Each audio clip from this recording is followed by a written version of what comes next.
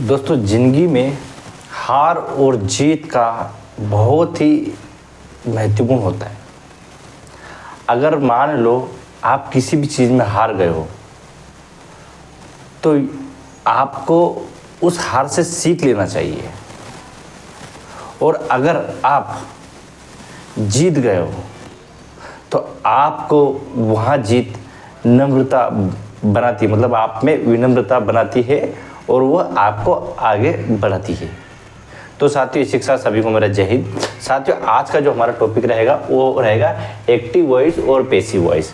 आपको मालूम है एक्टिव वॉइस और पैसिव वॉइस हर एग्जाम में आता है। आप कोई सा भी एग्जाम ले लो, है ना, जिसमें अगर इंग्लिश उसमें दे रखी हो तो वहाँ पे पूछता है ये। तो आपको हमें ध्यान में रखना है कि एक्टिव वॉइस और पैसिव वॉइस में जो मुख्यतः चीज़ है ना। एक मिनट, इसको मेरे को कर दो फ्लाइट मोड में डाल दो।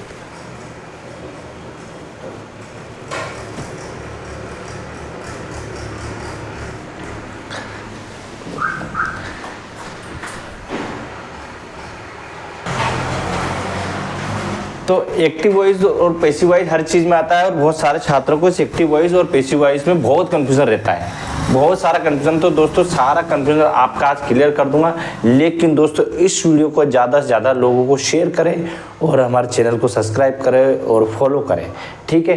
तो करते हैं दोस्तों शुरुआत। सबसे पहले एक्टिव वॉइस और पैसिव वॉइस में दोस्तों होता है कि एक्टिव वॉइस की बात करते हैं, जैसे कि यार मैं एक पत्र लिख रहा हूँ, ठीक है, लेकिन मैं बोल रहा हूँ, लेकिन ये क्या होगा, डायरेक्ट बात। अब इनडायरेक्ट दूसरा व्यक्ति बोलेगा, उसको क्या बोलेगा कि यार वहाँ पत्र लिख रहा है, ऐसी बात कहना।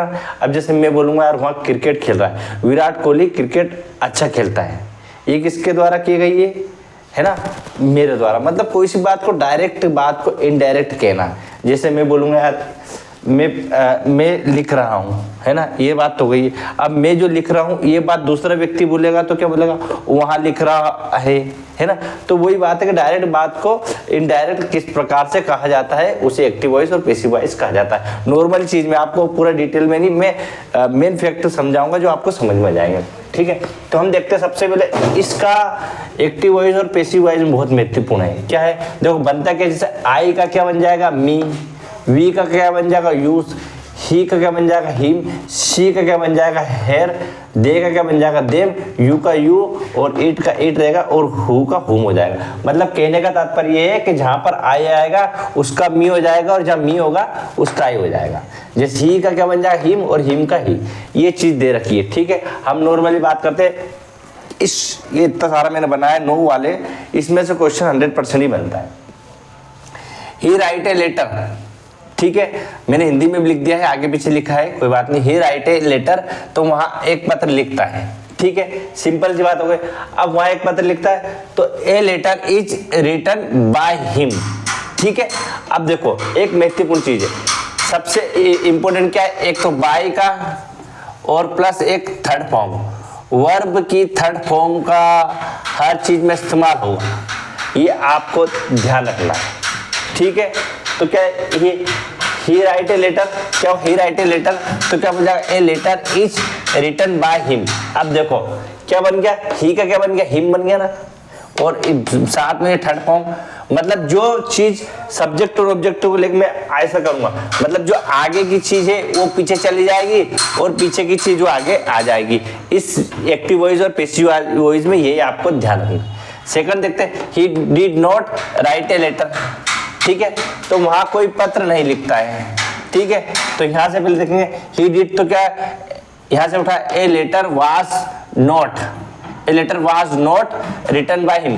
तो अब ये भी देखना हमें कि कौन से टेंस में है, प्रेजेंट टेंस में, पास्ट टेंस में, फ्यूचर टेंस में, ये चीज भी हमें डिसाइड करके आगे उसका लिखना होगा, ठीक है। तो उसके द्वारा पत्र नहीं लिखा होगा। तीसरे देखते हैं, ही रोट ए लेटर, तो क्या होगा, ही रोट ए लेटर, क्या होगा, ए लेटर वाज, ठीक है, क्योंकि इसमें ना पास्ट टेंस में a letter was written by him. आ गया समझ में, रोट का रिटन थर्ड फॉर्म आ गया कोई। फिर यहाँ हिंदी में देखते हैं, उसने एक पत्र लिखा है, तो उसके द्वारा एक पत्र लिखा गया था, दूसरा व्यक्ति बोल रहा ना, he did not write a letter, ठीक है, तो क्या हो जाएगा, a letter was not written by him, ठीक, उसने कोई पत्र नहीं लिखा, उसके द्वारा कोई पत्र नहीं लिखा गया, ठीक। He will write a letter, he will write a letter, तो क्या होगा, ए लेटर विल बी। अब क्या होगा, जो टेंस के आगे क्या क्या लगता है, कभी विल, जैसे फ्यूचर करेगा तो विल क्या लग जाएगा, बी लग जाएगा, ठीक है। फिर सेम सेम ऐसा कैसे डेश डेश लगा दिया मैंने, सब में ये डेश डेश है, रिटन बाय हिम, ठीक है। तो वहां एक पत्र लिखेगा, उसके द्वारा एक पत्र लिखा जाएगा, ठीक। फिर अगले देखते हैं, he is writing a letter, a letter is being written by him, क्या होगा, देखो इस बीइंग, इसमें भी क्या हो रहा है, ए लेटर है, he is writing a letter, तो क्या, a letter is being written by him, मतलब जहां कंटिन्यूस चीज होगी उसमें बीइंग भी लगेगा, ठीक है। वहां एक पत्र लिख रहा है, उसके द्वारा एक पत्र लिखा जा रहा है, मतलब कंटिन्यूस की बात कर रही है, जब कंटिन्यूस आएगा तो वहां पर बीइंग आएगा, ये चीज को ध्यान रखना है ना। मैं आप इसको ध्यान रखो केवल, इसको अगर आपने समझ लिया और ये चीज लगेगी, थर्ड फॉर्म लगेगा, बाय लगेगा, तो ऑटोमेटिक आप प्रैक्टिस करते जाओगे, आपको बनता जाएगा। अगला देखते हैं, ठीक है। अब देखना, he was writing a letter, he was writing letter, तो a letter was being written by him, मतलब वहां एक पत्र लिख रहा था, उसके द्वारा एक पत्र लिखा जा रहा था, ठीक है। तो इसमें कंटिन्यूस में बीइंग आएगा, ठीक है। परफेक्ट बात करेंगे, he has written a letter, he has written letter, a letter has been, has के साथ बीन जुड़ेगा, ठीक है, has been written by him, वहां एक पत्र लिख चुका है, उसके द्वारा एक पत्र लिख चुका होगा है या वो है। अब एक बात बता रहा हूं मैं, या जो वहां है, या उसने भी आ सकता है और उसके भी आ सकता है, ठीक है, या उन्होंने भी आ सकता है, एक ही चीज होती है ना। आप गूगल पे ट्रांसलेट कर लेना, आपको मालूम पड़ जाएगा, है ना। ये वहां भी आ सकता है, ये तो आप समझने के लिए आपको सरलता से इसलिए मैंने लिख दिया है, ठीक है। आया, he had written a letter, तो क्या, a letter had been written by him, ठीक है। तो वहां एक पत्र लिख चुका था, उसके द्वारा एक पत्र लिख चुका था, लिखा गया था, है ना, ये चीज हो गई है, ठीक है। ये इतना बहुत महत्वपूर्ण है ये वाला, है ना। अगले देखते गया 10वें नंबर, पुलिस अरेस्टेड हिम, ये थोड़े दूसरे टाइप के, तो ही वाज अरेस्टेड, है ना, ही वाज, ये हिम इधर आ गया। No one desire roots are not desire, I will not tolerate this nonsense, तो क्या यहाँ शुरुआत कर देंगे पीछे से, this nonsense will not be tolerate by him, who has seen him, by whom has he seen, have you broken the glass, has the glass been broken by you. तो दोस्तों ये हमारा एक्टिव वॉइस और passive voice रहा है।